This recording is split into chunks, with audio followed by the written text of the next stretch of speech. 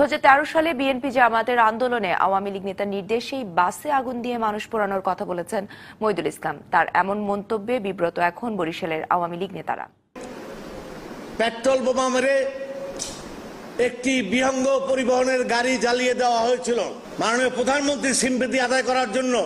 তার নির্দেশেই সেদিন এই বিহঙ্গ পরিবহনের একটি গাড়িকে পেট্রোল দিয়ে জ্বালিয়ে দেওয়া হয়েছিল, 11 জন মানুষকে হত্যা করা হয়েছিল নির্মমভাবে পুড়িয়ে।